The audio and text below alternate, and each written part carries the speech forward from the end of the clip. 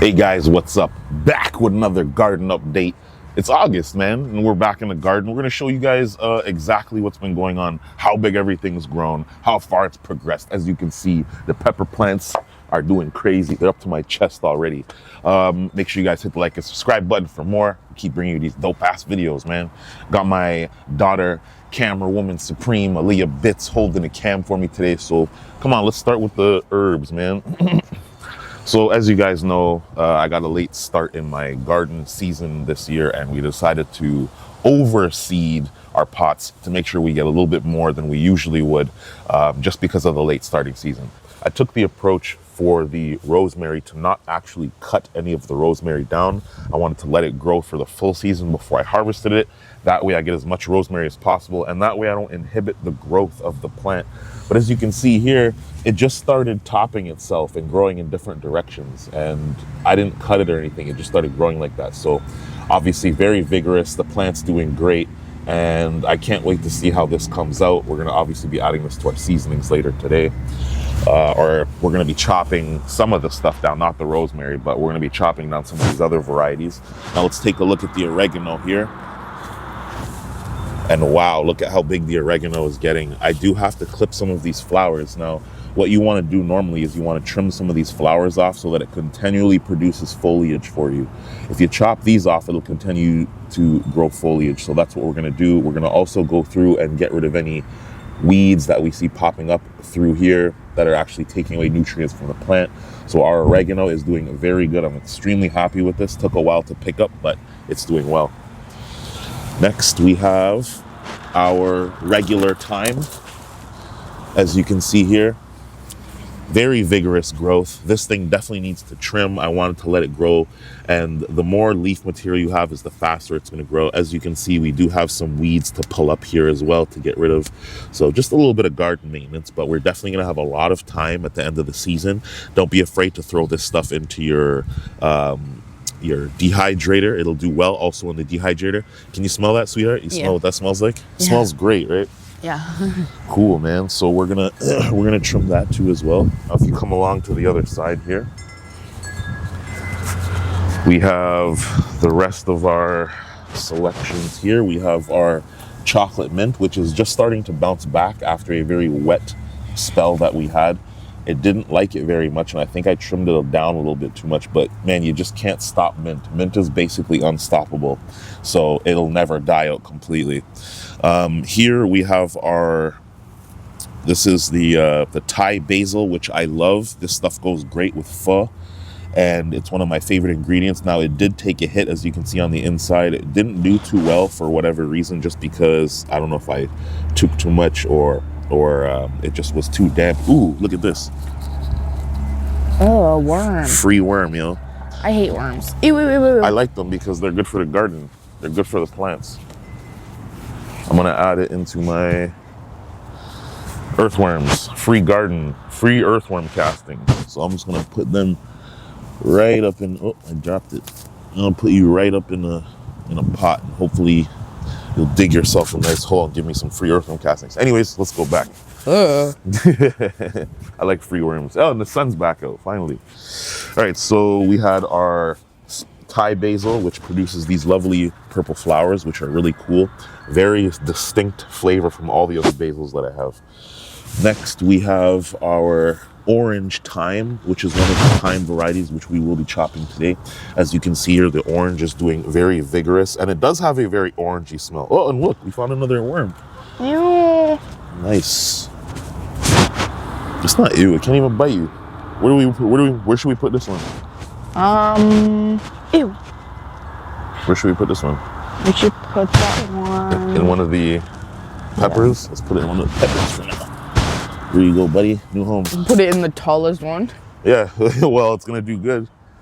Probably is gonna need the most ingredients. Anyway, so orange thyme, a little bit more of a mild flavor than your original barbecue thyme variety, although I still like it. I do like to have a little bit of a citrus hint into my thyme varieties, so I mix the orange thyme with our variegated lemon thyme, which you can see here, right? All kinds of insects running out from underneath this thing. And as you can see, I love these fabric pots because they can grow underneath and the roots trim themselves. but it does produce a lot of airflow to the roots, as you can see here. Very vigorous growth. Definitely very lemony tasting and smelling. Rub it and see what smell it tastes like, or smell it. Just rub it, rub the plant. Rub it, don't be, rub it. Yeah, rub it. Rub it like a cat, right? Smell it. Oh. Very lemony, right? Pretty cool. Smells good. Yeah, so we're gonna take some of that as well. We're gonna trim this, and we're gonna trim the orange thyme. So these are 2 more varieties we're gonna trim today. Right? All of these things into I let grow, right? Into the pile. Our red Reuben, unfortunately, one of my favorite basil varieties, didn't do so well. It is slightly bouncing back, but this thing got attacked by the Japanese beetles. They had absolutely no mercy when it comes to this plant. So I'm just letting it be. I'm not going to trim anything off of this plant anytime soon. Now, as we can see here, our golden oregano. Wow, wow, wow. Look at this. This needs a huge trim. I'm super proud of how this has come out. Very beautiful variety. I'm not 100% how well it's going to taste with the other oregano, but I'm very happy with the growth. Very ornamental, and it looks, just gives a nice contrast. You have nice yellows and purples and greens here in the garden, and that's one thing I like. Very ornamental, and I'm pretty sure it's going to add just some, you know, it's just going to add to the amount of basil that I have. It might not taste the best, but it's definitely going to be good. There's a bee. So anyways, yeah, we need them. We need the bees. We need them. It wasn't a bee, it's a wasp. Yeah. And so here we have on this side, so our kale, as you can see here, has been getting butchered. I'm not sure what happened here. The Japanese beetle, obviously, and earwigs have completely molested this thing. I'm not sure, somebody came and either chopped this off and started chopping their own kale, trying to eat it for themselves, not respecting it. Maybe one of the neighbors or something, I don't know. But yeah, this thing has been just fighting to stay alive. Although this variety, and that's the dinosaur kale, this variety has been doing a lot better. A little bit softer leaves. It's not as crunchy as this. I think the insects prefer this type of kale. This is crunchy on the edge. On the edge is crisp, but I do like this kale because it's very ornamental, looks good, has nice purple hues, and the bugs don't like eating this as much because it's harder to weave their way in between this stuff. So I will be eating some of this today, absolutely. What else do we got? We have our bronze fennel there in the corner. It's slightly drooping down. I will be putting this up with my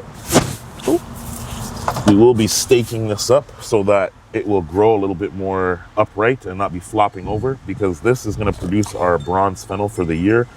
One of the best additives you can add for pork and just any meats in general.